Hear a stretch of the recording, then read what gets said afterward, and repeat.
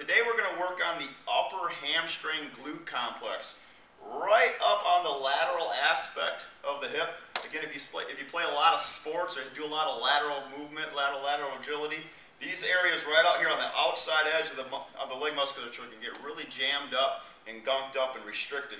So we're going to try to peel off going perpendicular to the line of action of the musculature, which runs vertically here, going along the thigh. We're going to go perpendicular to that, and we're just going to peel off back and forth using our softball. And we're going to start right underneath of the cheek of the butt musculature, because that's where the hamstrings go. The hamstrings go right up underneath those glute muscles and attach up onto the bottom of the pelvis. And we're going to peel off right underneath of that glute musculature, right at the top of those hamstrings.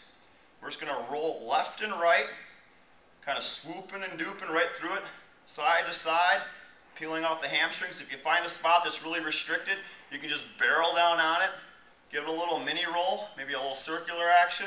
You can kind of bring the leg up into your chest a little bit, get a little bit more stretch on it, maybe just raise the leg up and down, but really try to get that perpendicular motion, that side to side cradle rocking action, peeling off those hamstrings.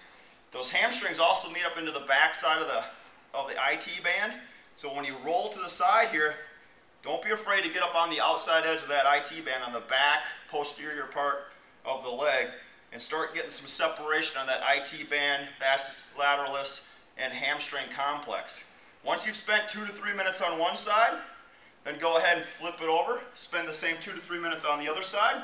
And if you find that one side is much more restricted than the other, then go ahead and spend more time on it. You won't regret it, because this will really help loosen up those movements that take place in that frontal plane and in that transverse where you're trying to get as much rotation as possible.